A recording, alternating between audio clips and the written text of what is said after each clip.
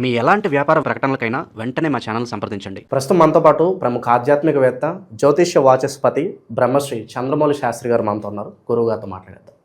నమస్కారం గురుగారు. ఓం శ్రీమాత్రే నమః. ఓం గం గణపతయే నమః. గురుగారు, 2026 జనవరి మాసానికి సంబంధించి సింహరాశి వాళ్ళకి ఏ విధంగా ఉండబోతుంది, ఎటువంటి అదృష్టం ఈ నెల వీళ్ళు తీసుకురాబోతుంది, ఎటువంటి పరిహారాలు దైవారాధనలో ఉంటే విశేషంగా వీళ్ళకి ఈ నెల కలిసి వస్తుందంటారు? ఓం శ్రీమాత్రే నమః. ఓం భాస్కరాయ విద్మహే మహజ్యుతికరాయ ధీమహి తన్నో ఆదిత్యః ప్రచోదయాతు. ఇది సూర్యగ్రహ రాశి. మీరు అన్నట్టుగా సింహరాశి. ఈ 2026 సంవత్సరం కొత్త సంవత్సరం అడుగు పెడుతున్నాం. మరి ఈ సంవత్సరానికి సంఖ్యాశాస్త్ర ప్రకారంగా 1వ నెంబర్ వస్తుంది. అధిపతి అంటే 2026కి 1 అధిపతి, సింహరాశికి అధిపతి. మరి ఈయన గ్రహాలన్నింటిలో నియంత, వాటన్నిటిని పరిపాలించేవాడు. వీరు ఎక్కడా తగ్గరు. సింహరాశి వాళ్ళు ఎప్పుడూ కూడా అధికారం మాదే ఉండాలి, అవతల వాళ్ళు తగ్గి ఉండాలి అనే ఆలోచన ప్రక్రియ ఎక్కువ ఉంటుంది. దీంట్లో 3 నక్షత్రాలు ఉంటాయి. వాళ్ళ ఆలోచనలు ఆ నక్షత్రాలను బట్టి రకరకాలుగా ఉంటాయి. అది జాతకంలో ఉండేటటువంటి సిచ్యువేషన్ బట్టి ఆధారపడి ఉంటుంది. అయితే సింహరాశి యొక్క తత్వరహస్యం ఏంటంటే, వీరు ఎప్పుడూ కూడా కాస్త కోపం అనేటటువంటిది వీళ్ళకి ఎక్కువగా యాక్టివేట్ అవుతూ ఉంటుందండి. కోపంతో కూడినటువంటి అహం అనుకోండి, యుగం అనుకోండి, కొంతమందికి మానసికంగా వారి జాతకంలో కనుక ఇంకో అనుకూలమైన పరిస్థితులు ఉంటే ఇవి ఉపయోగపడేట్టుగా ఉంటాయి. ఒక్కోసారి వీరి యొక్క జీవితాన్ని కింద పడేసేట్టుగా ఉంటాయి.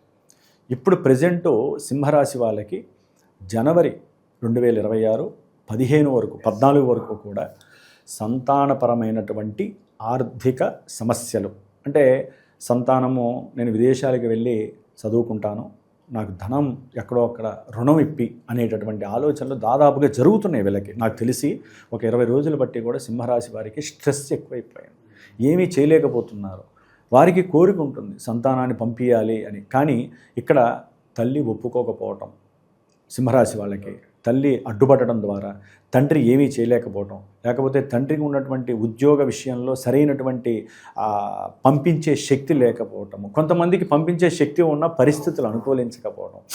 కొంతమంది ఏంటంటే ఈ సింహరాశి వాళ్ళకి అవసరమైతే మనకున్నటువంటి ఆస్తులు, అంటే ఆస్తులు అంటే 1 ఎకరం పొలం అయి ఉండొచ్చు, లేకపోతే వాళ్ళు ఉన్న ఇల్లు అయినా ఉండొచ్చు, అవసరమైతే అమ్మైనా పంపిద్దాం అనే ఆలోచన ఉంటుంది.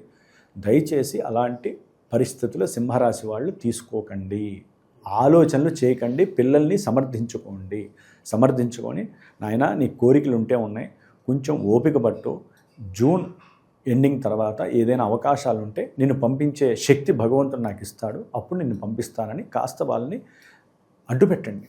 ఎందుకంటే గురుబలం ఇప్పుడు సింహరాశి వారికి 11లో ఉంది కదా, అన్నీ చేసేయచ్చు, అన్నీ లాభాలే అని అనుకుంటారు. కొంతమంది విదేశాలలో ఉన్నటువంటి పిల్లల ద్వారా ఈ సింహరాశి వారికి ధనపరమైనటువంటి లాభాలు, అట్లాగే వీరు పిల్లల్ని చూడడానికి వెళ్ళే అవకాశాలు కొంతమంది సింహరాశి వారికి కలిగే అవకాశం ఉంటుంది. వాళ్ళ జాతకంలో ఆ గ్రహాలు యాక్టివేట్ అయితే దూర ప్రయాణాలు, పిల్లల ద్వారా తినే యోగము, ఇలాంటివి జరగడానికి అవకాశం ఉంటుంది.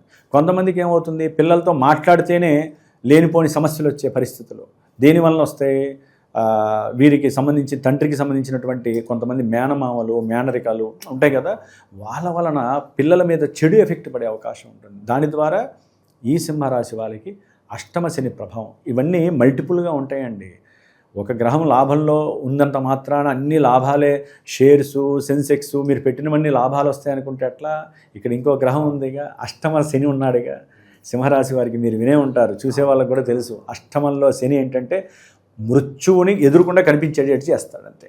ముఖ్యంగా ఆరోగ్యము, మేనమావల నుంచి అనుమానాలు, అంటే బంధువుల్లో మేనమావలు, మేనత్తులు, వీళ్ళ నుంచి వీళ్ళకి అన్ని అవమానాలు. ఈ అవమానాలు తట్టుకోలేక వాళ్ళతో వాగ్వాదము, వాళ్ళ నుంచి దూరం అయిపోవటము, లేకపోతే వీరికి ఉన్నటువంటి అప్పుల బాధలు ఎట్లా ఉంటాయంటే ఓ పట్టాన వదలవు. సింహరాశి వాళ్ళకి పట్టి పీడిస్తూ ఉంటాయి. ముఖ్యంగా జనవరి 20 నుంచి అప్పుల విషయంలో వీళ్ళకి చాలా ఇబ్బందులు. అవసరమైతే దూరంలో ఉన్నటువంటి వాళ్ళ నుంచి కూడా తీసుకుంటారు. వాళ్ళు ఎవరో తెలియదు, కానీ వాళ్ళ నుంచి కూడా నాకు అప్పు కావాలి, మరి అప్పు కావాలి, తప్పదు. పరిస్థితులు అట్లా ఉన్నాయి సింహరాశి వాళ్ళకి. ఇప్పటి వరకు పర్వాలేదండి, కాస్త ఉన్న అప్పు అయితే దొరుకుతుందంటారా? ఖచ్చితంగా దొరకడం కాదు, అది కూడా వీళ్ళకి మృత్యు అంటే ఏదో మరణం అని కాదండి, ప్రతిదీ సమస్యే. మృత్యు అంటే ఏంటంటే మృత్యు తుల్యము అంటాం మేము మా భాషలో. మృత్యుతుల్యం అంటే ఏంటి, 1 అడుగు వేస్తే భయము, 10 అడుగులు వేసినా భయమే, వెనక చూసినా భయమే, లేకపోతే మీతో మాట్లాడాలన్నా భయమే, అసలు ఏం జరుగుతుంది, ప్రతిదీ కూడా నాకే అవమానాలు ఎందుకు జరుగుతున్నాయి, నేను ఏ పని చేద్దామన్నా ఎందుకని ముందుకు వెళ్ళలేకపోతున్నాను, అప్పు నేను ఇవ్వబోవడం అడిగినా కూడా ఇవ్వట్లేదు నాకెవరు, ఇలా రకరకాల మానసిక సంక్షోభంలో ఈ యొక్క సింహరాశి వారు ఉన్నారని చెప్పుకోవాలి. ప్రజెంట్ కూడా అట్లాగే ఉంది.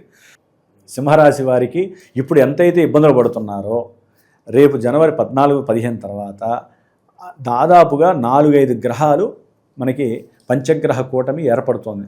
చతుర్గ్రహ కూటమి ఏది, రవి, బుధ, శుక్ర మరియు కుజ. ఈ 4 గ్రహాలు అక్కడ ఉంటే ఎలా ఉంటుంది పరిస్థితి? ఒక శుక్రగ్రహం వలన కొన్ని ఇబ్బందులు ఎదురే అవకాశాలు ఉంటాయండి. ప్రయాణాలు ఇచ్చా, ఉద్యోగంలో ఉన్న ఉద్యోగం పోవటము.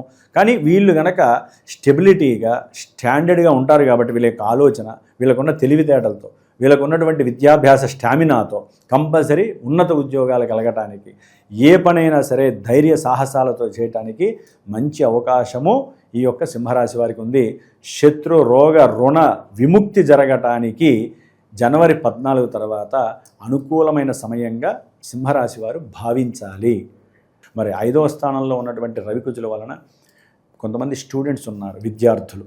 వీరికి విద్యాస్థానం చూస్తే ఇందాక ఆల్రెడీ తండ్రి వలన అట్లా వీరేంటంటే ఆలోచనలన్నీ కూడా నేను పెద్ద చదువులు చదవాలి అనేటటువంటి ఆలోచన వీరికి ఆల్రెడీ స్టార్ట్ అయింది. అది సాధ్యమైనంత వరకు సింహరాశి వారికి జనవరి 15 తర్వాత విద్యార్థులకి కానివ్వండి, లేకపోతే వీరి యొక్క కొంతమంది ఉద్యోగులు ఉంటారు, గవర్నమెంట్ ఉద్యోగులు, ఆ ఉద్యోగులకు కూడా మంచి అవకాశం జనవరి 15 తర్వాతేనండి.